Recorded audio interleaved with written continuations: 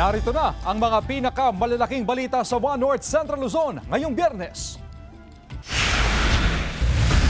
Dahil sa napabayaang lutuin, bahay sa Dagupan City nasunog. Beep, beep, beep! Ilang produktong petrolyo may malakihang taas presyo sa susunod na linggo. Magkano kaya? Malalaking puting sibuyas ibinida ng mga magsasaka sa Pasukin, Ilocos Norte. At ang latest sa Kalutan, Tantugtugan at Dalan sa mga dan, alamin live.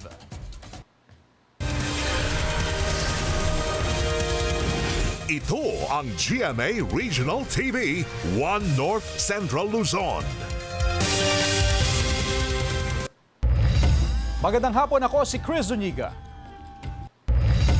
Mga kapuso, may nakaambang big-time oil price hike sa susunod na linggo. Ayon sa oil industry sources, batay sa unang 3 araw ng trading ngayong linggo, tinatayang lagpas 7 piso ang taas presyo sa susunod na linggo para sa kada litro ng gasolina. Ang diesel naman ay lagpas 15 piso ang kada litro.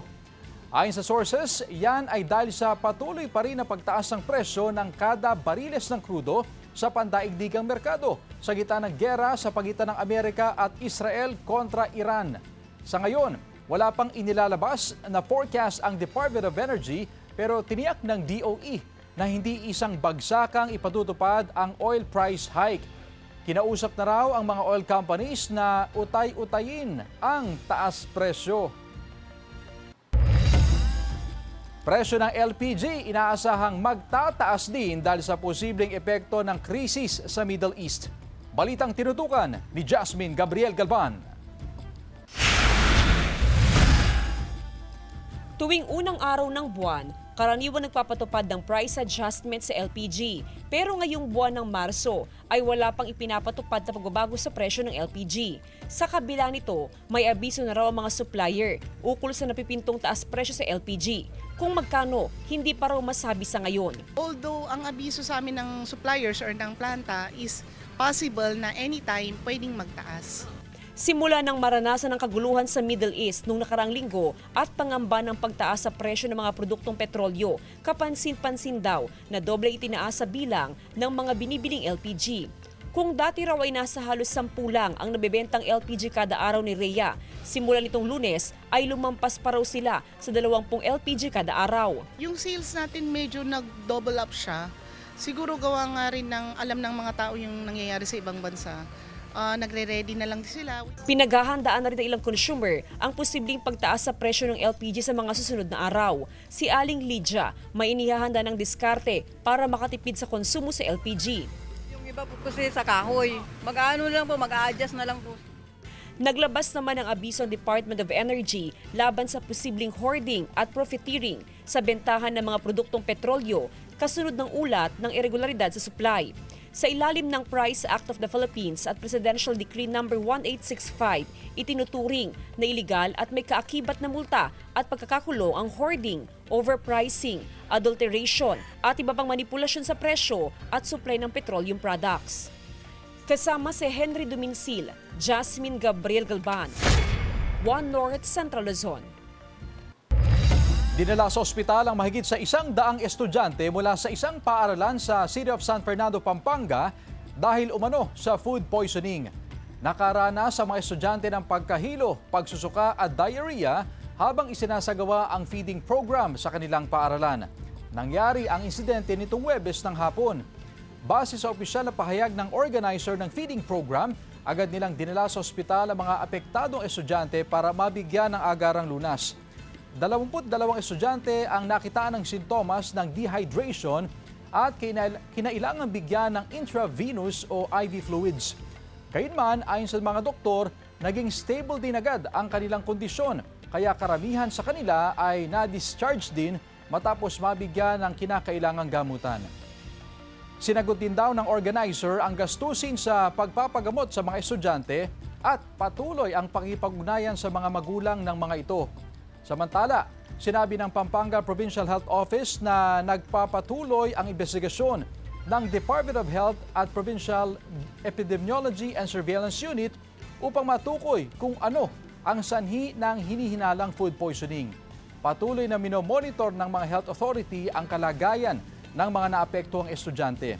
Habang hinihintay ang resulta ng pagsusuri ng mga health authority, nananawagan sila sa publiko na tiyaking ligtas at maayos sa paghahanda ng mga pagkain sa mga ganitong programa upang maiwasan ang foodborne illnesses. Sinisikap ng GMA Regional TV na makunan ng pahayag ang pamunuan ng paaralan. Pinadala kagad nila sa mga malapit na ospital. Initially, nagamot naman yung mga bata, mga 123 yung mga students, and yung mga nag-develop talaga ng symptoms ng may signs of dehydration, pinaswero natin. Isang bahay sa Dagupan City ang nasunog dahil sa napabayaang lutuin. Nakatutok, CJ Torida. Sa video na ito, makikita kung paano lamunin ng apoy ang bahay na ito sa Barangay Bunuan, Bukig, Dagupan City kagabi. Mabilis na lumaki ang sunog dahil gawa sa light materials ang bahay. Nakatira rito ang mag-anak na paalisbo. Nagluluto raw si Manong Pedro noon, pero dahil sa pagod at nakainom din daw ng kaunti, nakatulog siya at napabayaan ang lutuin. Naramdaman po na mainit na sir. Paglabas kong ganyan, malaki na pong apoy. Kinuha ko yung anak ko doon sa may higaan namin. Nilabas ko. May binili sa labas ang misis ni Manong Pedro kasama ang isa pa nilang anak noong mangyari ang insidente. Matapos ang mahigit 20 minuto, tupok ang bahay. Walang naisalbang gamit ng pamilya kaya nananawagan sila ng tulong. Buti na lang daw at hindi sumabog ang LPG na gamit sa pagluluto. Pagdating namin sa scene sir is nilabas din po namin agad. Nakabukas yung valve. So ibig sabihin talagang nagluluto siya. Sa paunang pagtaya ng BFP, nasa 24,000 pesos ang halaga ng pinsala ng sunog. Pero manggagaling pa rin daw sa pamilya ang tamang pagtaya. Ito ang unang insidente ng sunog sa lungsod ngayong Marso na Fire Prevention Month. Ang sa atin, be vigilant lang. Ang number one kasi na cause ng sunog, lalo dito sa atin sa Dagupan, is unattended cooking. Lagi namin sinasabi, bantayan habang nagluluto itong mga appliances natin pag umalis tayo ng bahay. Hindi kami magsasawang magpaalala na please double check. Kaninang umaga, nagtungo na rin ang mga kawani ng CSWD sa lugar upang magsagawa ng assessment at validation upang maihanda ang mga tulong para sa pamilya. Kasama si Jing Dakanay, CJ Torida, One North Central Luzon.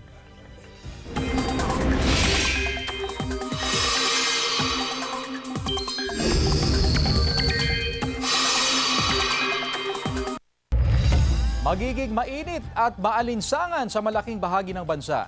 Sa extreme northern Luzon lang kasi umaabot ang malamig na hanging amihan.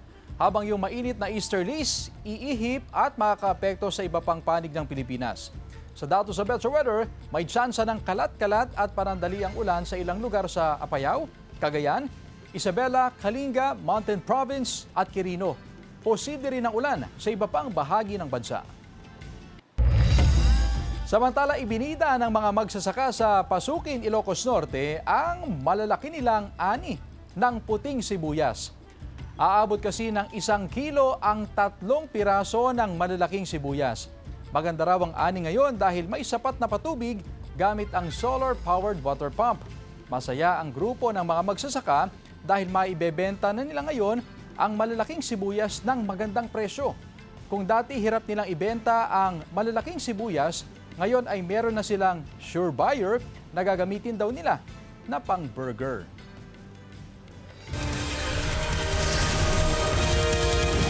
Ito ang GMA Regional TV, One North Central Luzon.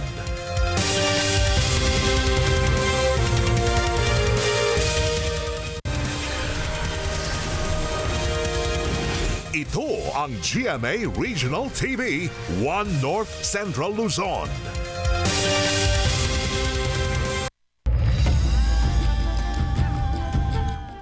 Arestado ang isang babae sa Dagupan City dahil sa kasong estafa at falsification of documents. Nakaalerto Sandy Salvacio. Kalaboso ang 48 anyos na babae matapos siyang arestuhin ng mga pulis sa Barangay Lucaw, Dagupan City gabi noong Lunes. 2 warrant of arrest ang isinilbi laban sa akusado na nahaharap sa multiple estafa charges. Ito ay mayroong kasong estafa ng Revised Penal Code ng Article 315. At atin ding napag-alaman na ang ginang na ito ay mayroon pang isang warrant of arrest na nakabinbin sa Urdaneta City. Mayroon din siyang kaso na estafa through falsification of public document.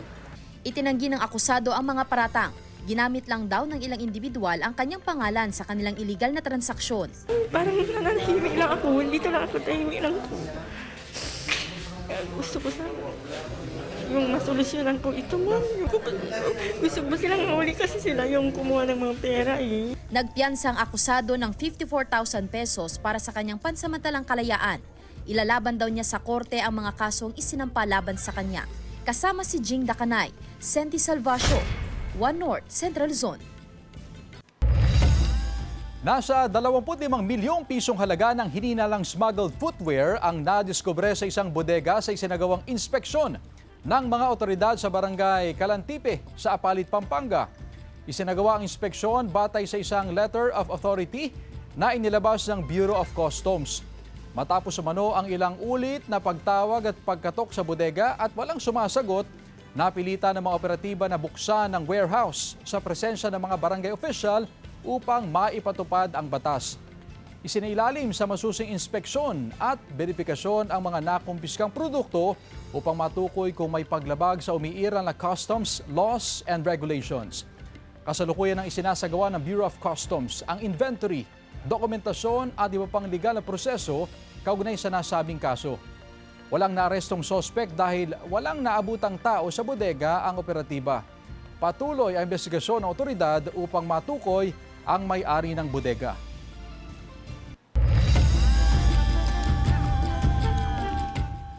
Mga magsasaka sa Pangasinan nangangamba rin sa epekto ng patuloy na oil price hike. Narito ang report. Aabot sa 2 hektarya ang maisa ni Tatay Alex sa Barangay Osmeña, Basista, Pangasinan. Nakatanim dito ang mga hybrid yellow corn na inaasahang aanihin sa unang linggo ng Abril. Tamang patubig at saka tamang pag-aabono sa mga insekto. Wala namang ganong insekto ngayon yung mga hybrid kasi nakahalo na yung mga gamot niya sa binhi. Malaki raw ang gastos ni Tatay Alex sa pagtatanim. Sumabay raw kasi ang mataas na presyo ng binhi at pataba. Sa kasalukuyan, naglalaro ng 18 to 20 pesos kada kilo ang farm gate price ng tuyong mais o yung mga giniling ng mais, habang nasa 14 to 16 pesos kada kilo naman ang bentahan ng basang mais. Bagamat sakto pa raw ang presyohan ng mais, nangangamba ang mga corn farmer na bumaba ang farm gate price sa mismong panahon ng anihan. Lang ang problema, habang mayroon ng maaani, ganun naman bumababa yung presyo. Kaya sana tuloy-tuloy pa rin yung presyo ngayon. Ayon sa Samahang Industriya ng Agrikultura o SINAG, posible raw ang pagbaba ng farm gate price ng mais sa mga susunod na linggo. Marami kasi nagtanim ng corn kasi last year bumaba yung presyo ng palay, no? So maraming nagtanim ng corn ngayon. Isa rin kasi sa nagpataas ng gastusin ng mga magsasaka ang krudo na ginagamit sa transportasyon at ng kanilang farm equipment.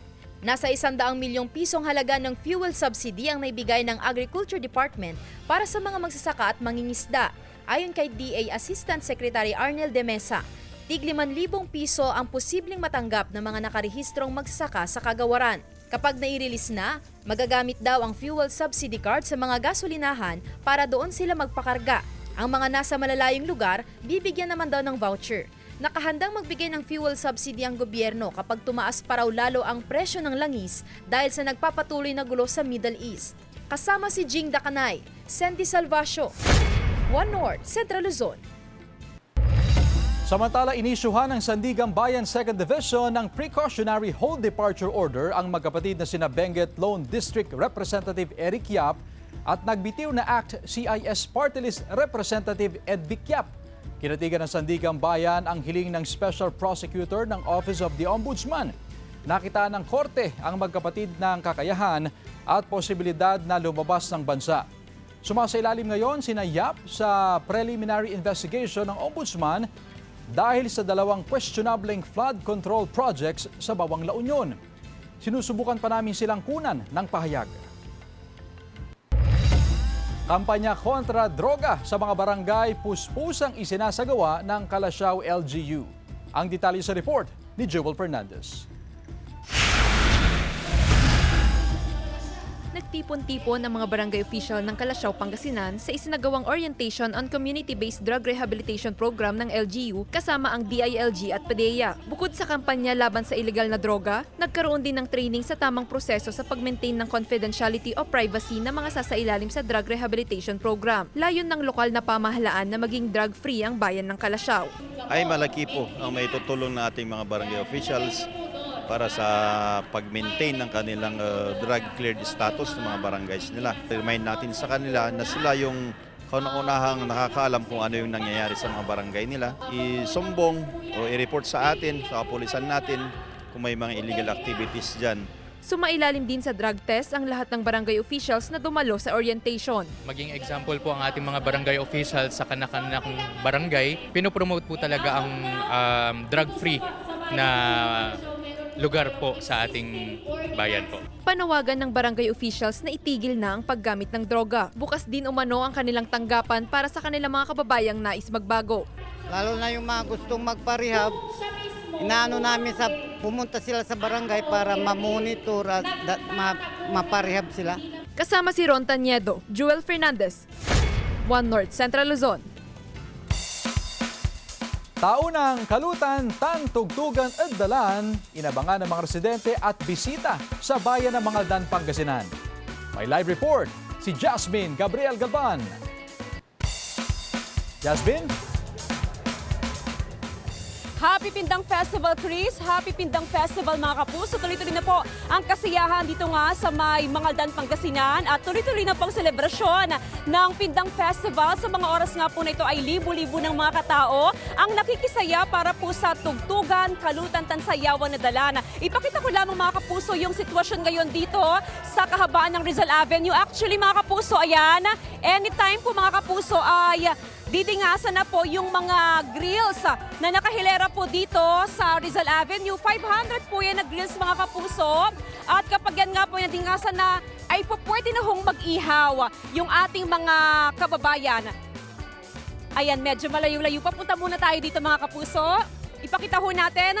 Hi, ma'am. Hi, sir. Happy Pindang Festival, sir. Happy Pindang Festival, sir. Sir, kumusta? Ano-ano ba yung mga Hi! Ang saya.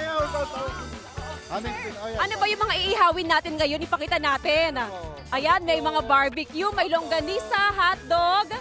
Ang dami, sir, ha? Meron pa mga seafoods doon. All right. Thank you so much, sir. Maraming salamat po.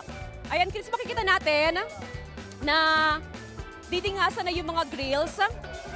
At kapag nadingasan yan, syempre, yan na yung pinaka-inaantabayanan ng ating mga kapuso. Hi, sir! Ayan. Eto tayo, dito tayo sa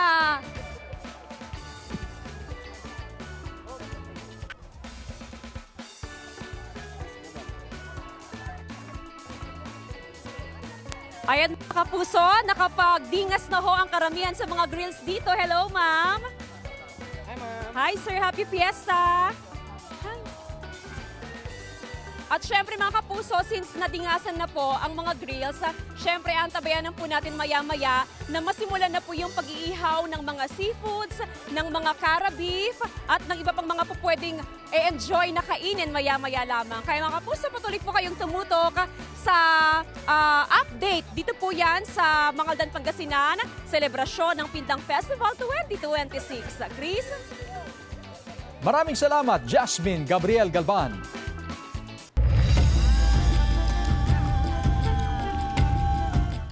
Kahit special day niya, kayod sa trabaho ang isang lalaki sa Pangasinan. 50th birthday man, tuloy pa rin siya sa pagtitinda ng buko juice. Kaya ang beloved customers niya may paandar para gawing memorable ang kanyang kaarawan. Special cake para sa iyo, Manong Rami. Yan ang golden birthday surprise sa buko juice vendor mula sa mga suking estudyante. Sukli raw yan sa lahat ng kwentuhan, life advice at pautang na hatid ni Manong.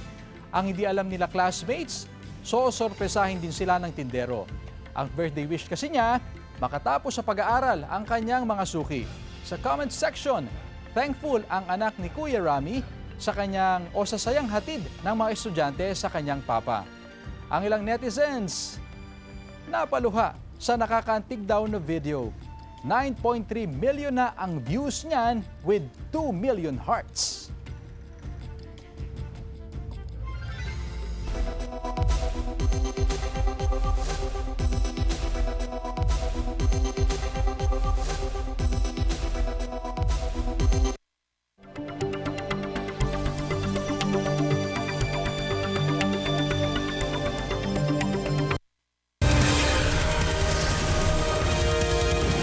Ito ang GMA Regional TV 1 North Central Luzon.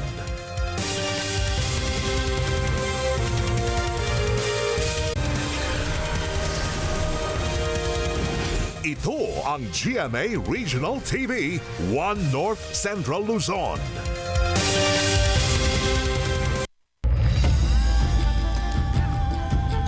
Arestado ang 41 anyos na lalaki sa bypass operation ng otoridad sa Barangay Paradise, Gonzaga, Cagayan. Nakuha mula sa sospek ang 7 heat-sealed plastic sachet ng hinihinalang iligal na droga at nagkakahalaga na mahigit sa 3,000 piso. Nasamsam din ang iba't ibang drug paraphernalia. Sa hiwalay na operasyon, isang M4 rifle caliber 45 na baril, magazines at mga bala naman ang nakuha sa search warrant operation mula sa 50 anyos na target sa parehong barangay noong Lunes. Agad dinala sa estasyon ng pulisya ang mga nakumpiska sa operasyon para sa dokumentasyon at tamang disposisyon. Naharap sa kaukulang kaso ang 2 sospek na wala pang pahayag. Isang linggong libreng sakay para sa mga kababaihan hatid ng isang kooperatiba sa Dagupan City. Ang detalye sa report.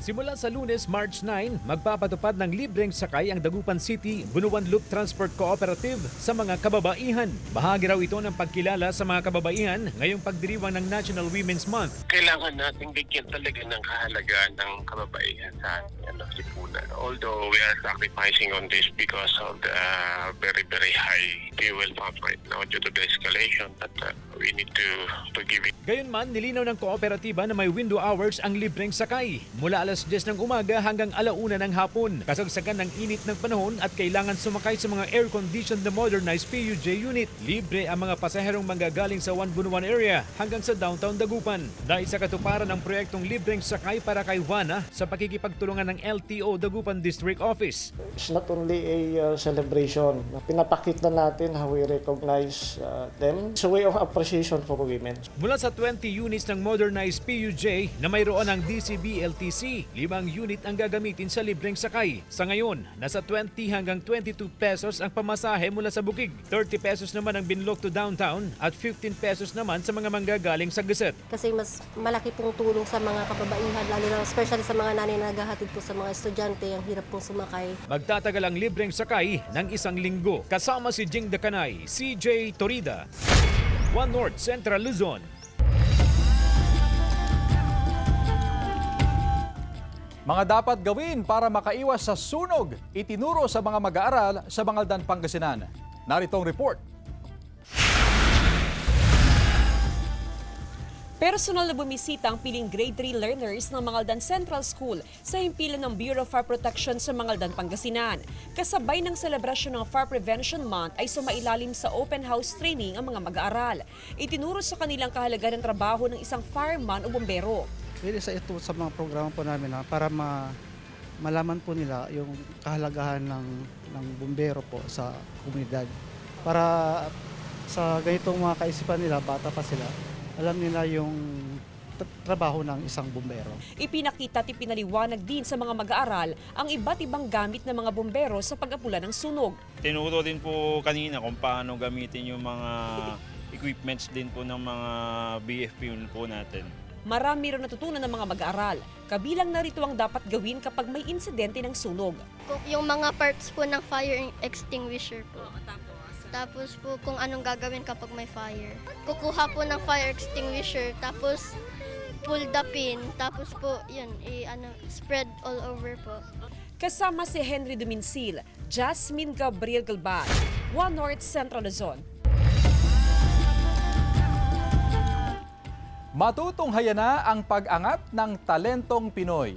At kung paano inilaban at ipinanalo ni The Clash 2025 runner-up Arabel de la Cruz ang international singing competition na Veiled Cup Korea. Dahil simula bukas, March 7, mapapanood na sa GMA Network ang The Veiled Cup Galing ng Pinoy. Mapapanood din ang performances ng mga nakalaban ni Arabel sa top 5 na representatives ng mga bansang Thailand, Laos at South Korea. Pati na ang mga behind-the-scenes stories and experiences. Ayon kay Arabel, life-changing ang pagkapanalo niya sa international singing competition. Lalo't ito ang nagbalik ng kanyang kumpiyansa sa sarili.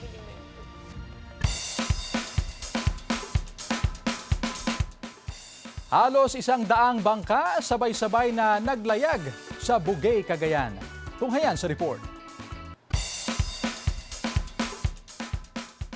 78 bangka ang sabay-sabay na naglayag sa baybayin ng Bugay, Cagayan bilang bahagi ng Baybay Festival 2026. Mamamangha ka sa ganda ng dagat kung saan nagsimula ang parada ng mga bangka sa Sabangan. Nagtapos ang parada na nilahukan ng iba't ibang barangay ng bayan sa El Presidente Beach. Layon ng Baybay Parade na ipakita ang kahalagahan ng dagat at pasasalamat sa patuloy na biyayang hatid nito sa mga mangingisda. Bahagi rin ng aktibidad ang pagpapakita ng iba't ibang luto ng isdang bulong unas o espada. Mayroong prito at lumpiang bulong unas, binagoongan at sisig. Bumida naman ang ipinagmamalaking smoked fish na bulong unas na patok sa mga bisita. Umabot sa halos 2,000 kilo ng isda ang libreng ipinamahagi para sa mga bisita. Nagpatalbugan sa sayawan ang 15 grupo sa Street Dancing and Dance Showdown sa pagdiriwang ng Hugas Kalawang Festival 2026 sa Talavera, Nueva Ecija. Ang Hugas Kalawang ay sumisimbolo sa katatapos na pagtatrabaho ng mga magsasaka sa bukid, kung saan hinuhugasan o inaalis ang mga putik at mga dumi sa mga gamit pambukid. Ipinakita rin ng mga mananayaw ang hirap na pinagdaanan ng mga magsasaka at ang masaganang ani sa tulong ng patron ng mga magsasaka na si San Isidro Labrador. Hindi naman alintana ng mga manonood ang matinding sikat ng araw. Ayon sa Provincial Tourism Officer ng Nueva Ecija, ang mga ganitong aktibidad ay malaking tulong para sa turismo ng lalawigan. Sa huli ay nag-uwi ng tig 60,000 pesos ang bawat kalahok mula sa LGU.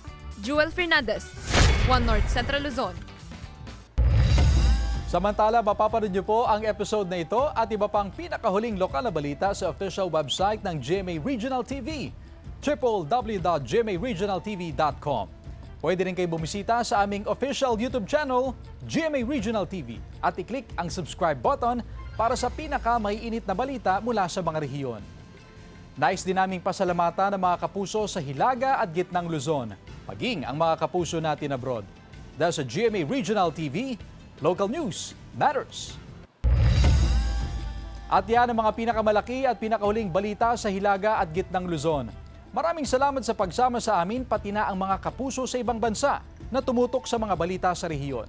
Ako po si Chris Zuniga. Kami, ang GMA Regional TV, One North Central Luzon, buong puwersa para sa mas malaking misyon at mas malawak na paglilingkod sa bayan.